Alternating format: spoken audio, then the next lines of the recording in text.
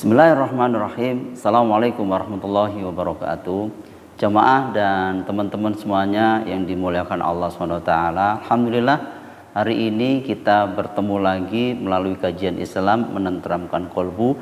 Semoga hari ini lebih baik daripada hari kemarin.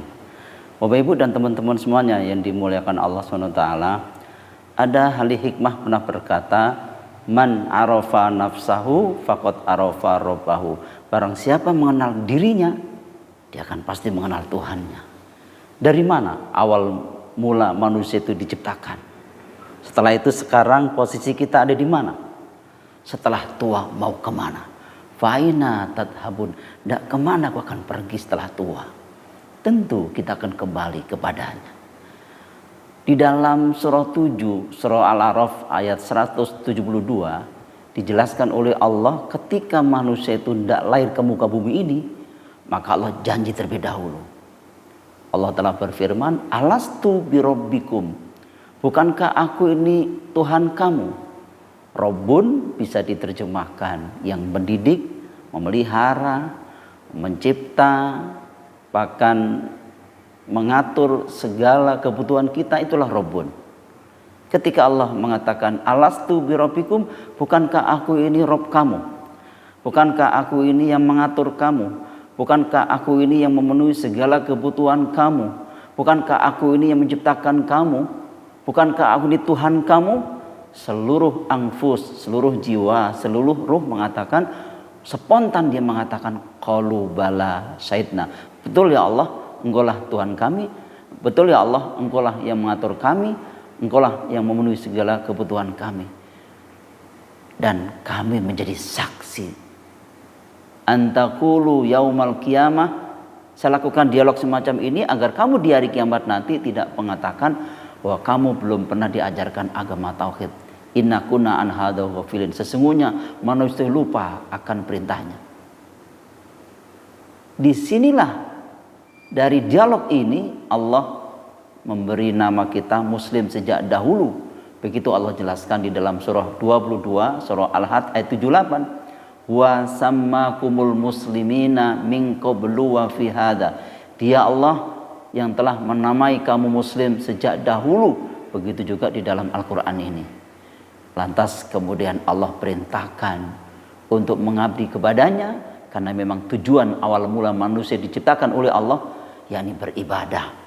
Wa ma khalaqtul jinna wal insa illa liya'budun, dalam surah 51 ayat 56 surah Az-Zariyat. Dan aku tidak akan menciptakan jin dan manusia kecuali beribadah kepadaku. Akhirnya Allah berfirman di dalam surah 2 ayat 21 surah Al-Baqarah, ya ayuhan nas, wahai manusia, u'budu rabbakumul ladzi khalaqakum walladzina min qablikum la'allakum tattaqun. Wahai manusia, sembahlah Tuhanmu, mengabdilah kamu kepada Rabb kamu, karena Dia yang telah menciptakan kamu, begitu juga orang-orang sebelum kamu, agar kamu menjadi orang-orang yang bertakwa. Agar kamu menjadi orang yang bertakwa. Itulah tujuan kita beribadah kepada Allah SWT. Allah telah memperkenalkan dirinya di dalam surah Toha surah 20 ayat 14. Innani anallah, sesungguhnya aku adalah Allah. La ilaha illa ana, bahwa tidak ada yang aku pentingkan, kamu cintai dan rela diatur kecuali ana, kecuali aku. Di mana Allah mengaturnya? Yakni di dalam Al-Qur'an. Itulah sebabnya fa'budni, maka mengabdilah kamu kepadaku. Mengabdilah kamu kepadaku, sembahlah aku. Bagaimana cara mengabdinya? Itulah bedanya sembahyang dengan sholat. Kalau sembahyang nyembah eyang, kalau sholat artinya memohon atau doa, maka dibutuhkan ilmu. Maka kita dituntut oleh Allah untuk iqra terlebih dahulu, yakni membaca. Iqra bismi rabbikal ladzi khalaq, bacalah dengan menyebut nama Tuhanmu. Maka kita dianjurkan oleh Allah membaca, supaya kita tahu bagaimana cara mengabdi kepada Allah Subhanahu wa taala. Bagaimana caranya? Wa aqimis shalah, dirikan salat. Mendirikan salat bukan mengerjakan salat. Orang-orang yang mendirikan sholat otomatis mengerjakan sholat. Namun orang yang mengerjakan sholat belum tentu mendirikan sholat. Contohnya adalah ada orang yang habis sholat namun belum mampu mengubah akhlak dan perilakunya, berarti dia baru tahap mengerjakan, belum mendirikan.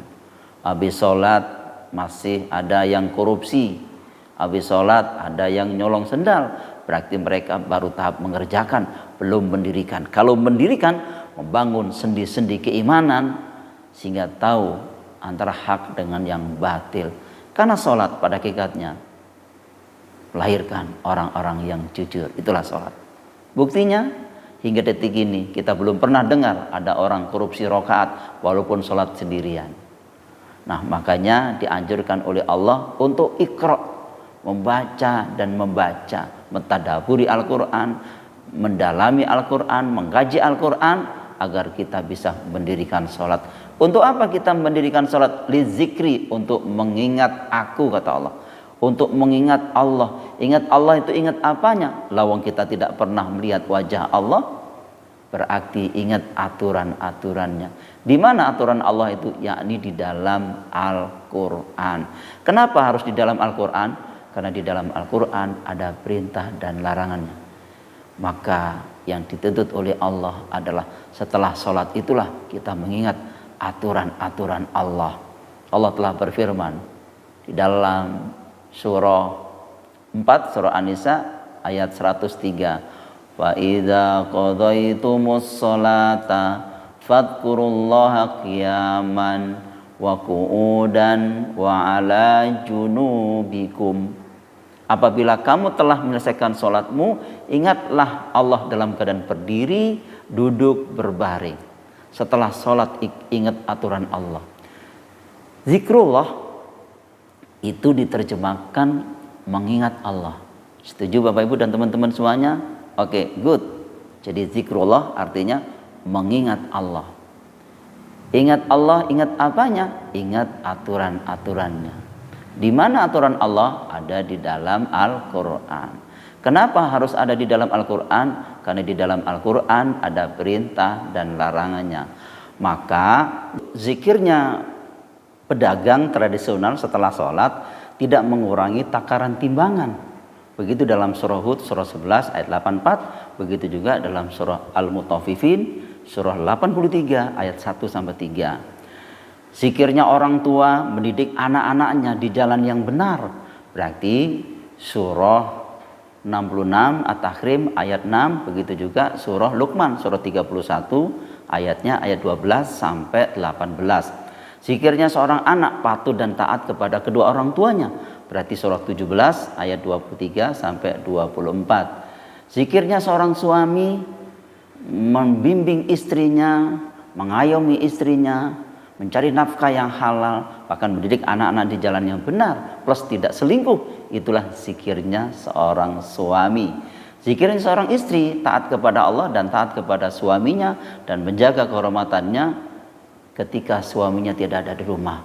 Berarti surah An-Nisa surah 4 ayat 34-35. Zikirnya seorang pejabat tidak mengkhianati rakyatnya, memelihara amanah-amanah yang telah dipercayakan kepada dirinya, dan dia tidak korupsi. Itulah zikirnya seorang pejabat.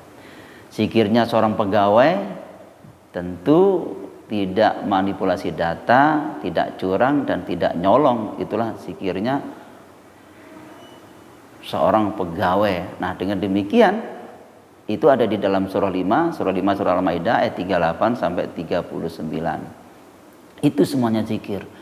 Dan zikir itu bukan hanya sekedar ritual-ritual keagamaan, tetapi zikir itu zikir yang aplikatif. Umumnya pengajian-pengajian kita itu sifatnya normatif namun belum aplikatif. Maka hari ini kita anjurkan kajian-kajian itu harus yang aplikatif sehingga bisa mengubah peradaban dunia, mengubah akhlak dan perilaku sosial dalam kehidupan sehari-hari, sehingga tidak terjadi demoralisasi, tidak terjadi invasi moral dalam kehidupan sehari-hari. Baik, Bapak Ibu dan teman-teman semuanya yang dimuliakan Allah SWT, maka kita dianjurkan oleh Allah untuk iqra. Ketika kita membaca, darah dari jantung ke otak harusnya yang lebih dominan adalah sensornya, bukan motornya. Nah, dengan demikian untuk mengisi kehidupan kita,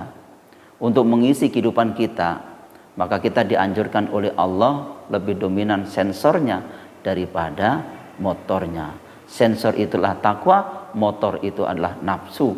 Maka hari ini kita yakin pasti bisa memenuhi kebutuhan dan keinginan kita sesuai dengan aturan Allah.